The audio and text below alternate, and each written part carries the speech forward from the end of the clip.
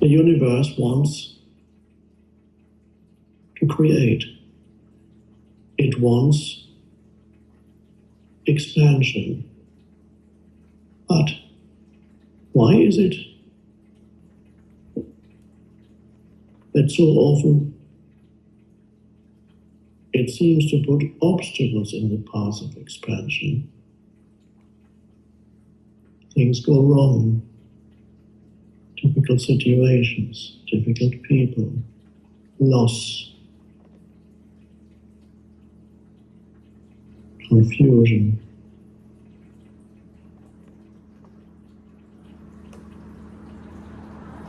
Why do some people experience life as one damn thing after another? Why does all these things work? Why doesn't life leave me alone?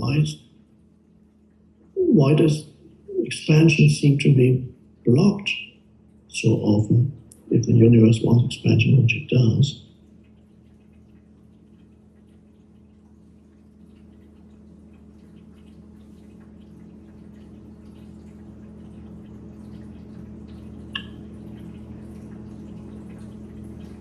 the universe not only wants to expand externally, it also expands internally. So with every obstacle, potentially, there's a deepening within. So it goes in two directions. So if somebody is, let's say a child grows up with a handicap, or very difficult life situation, it doesn't have to be a child, or any human being encounters a huge obstacle. Either they overcome the obstacle on the external level,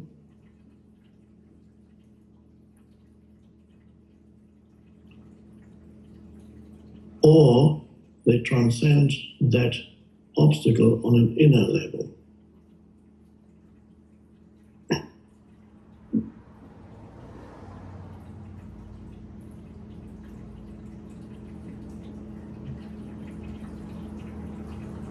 So, this is a universal thing. Just to give one example, let's say a child is weak, gets bullied at school, very unhappy because of that. Then the child could generate so much energy that he or she would take up martial arts, go to a teacher, just as it's shown in those movies. And then eventually he or she can defeat the bully, generated the energy that would not have been generated if the bully had not been there. So it becomes stronger on that. That's expansion in a way. Or the child is just too weak, it doesn't generate expansion on that level. It can never defeat the bully. But the energy goes within, develops other abilities, perhaps the ability to be creative, to think, to create.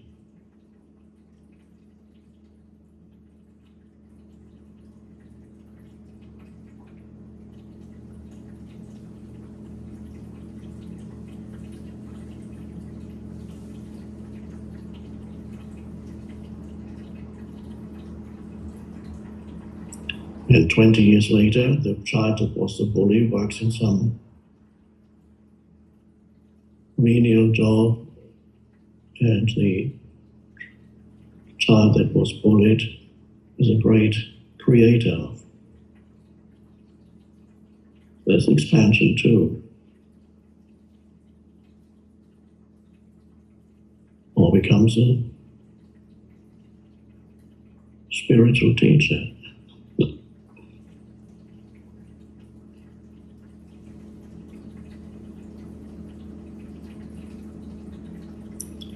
So the universe wants to expand, but it also wants you to experience obstacles to expansion, which are part of the expansion. It goes in two directions. So welcome all the obstacles in your life, the obstacles to whatever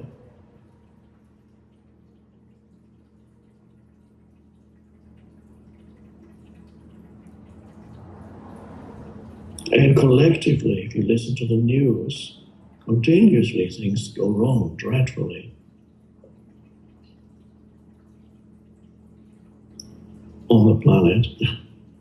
It happens to be the case that the news focuses on all the things that go wrong. It never doesn't focus on the things that don't go wrong. So of course, a distorted version of what life is like. But undoubtedly, things do go wrong.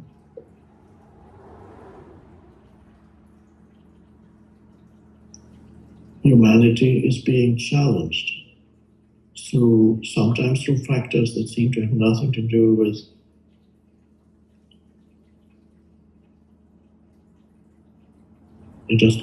things just come at you, and other factors created by humanity's unconscious mind, dysfunctional, egoic thinking.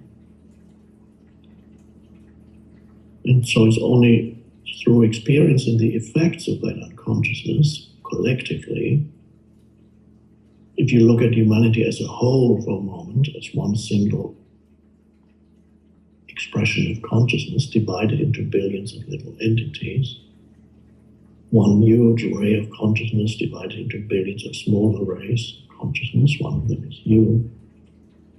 So humanity is evolving. The one consciousness expressing itself as the human being is undergoing a process of evolution.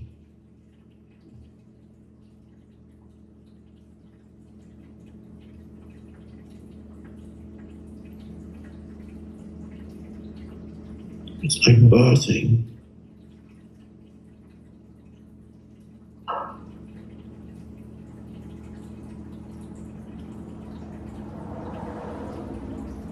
And gradually, it's becoming more conscious. Seems to take a long time. But every human being reaches a point where the consciousness accelerates, and that's when you consciously embark on the spiritual path as you are doing. That means your primary teacher is no longer suffering. It may still come in, but it's no longer your primary teacher.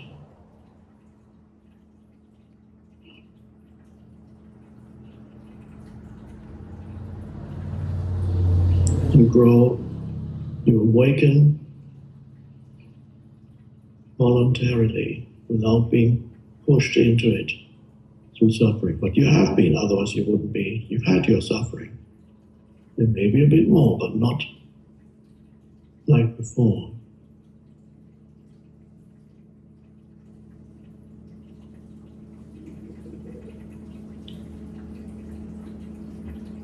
And for many of you, suffering is coming to an end.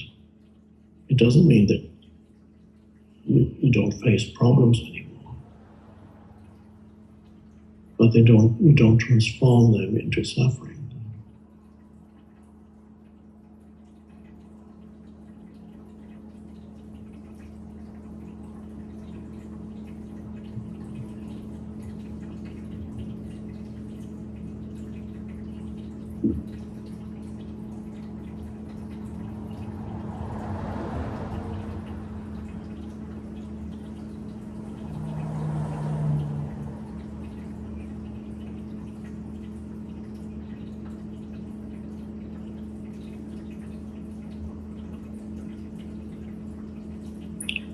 The I am practice.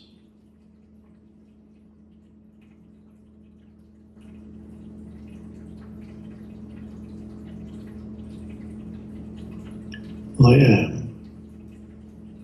There's no doubt about that. Everything else could be an illusion. And one way of looking at it is to say, well, it is a kind of illusion. Because nothing lasts for long. Everything here is impermanent.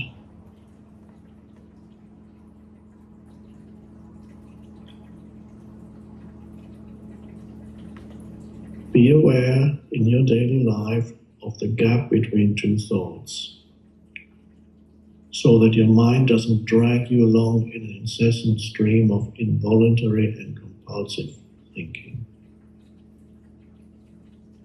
Invite these gaps into your life. So by looking at something without interpreting it, by listening to something without interpreting it, by taking conscious breaths occasionally. Observe the air flowing into the body, out of the body, no thought. You become aware of the underlying presence.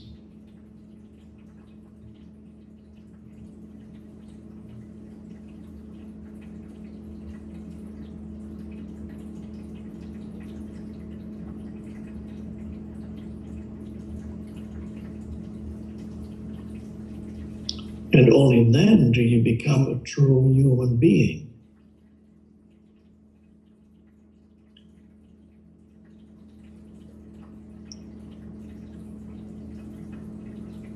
So humans are still undergoing an evolutionary process. They're not finished. They're not even fully human yet, most of them. You're fully human when you are conscious not only of your humanness, but also of your beingness. And when the two come together, you are a human being.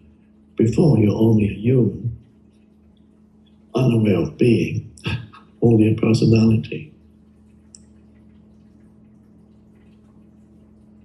A human being lives in two worlds, the manifested and the unmanifested. And that would mean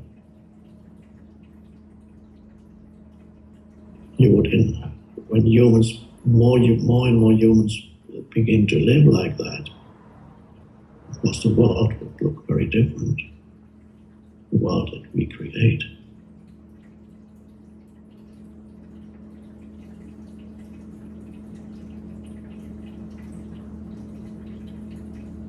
So, be not only human, but be the being. So you become a true human being.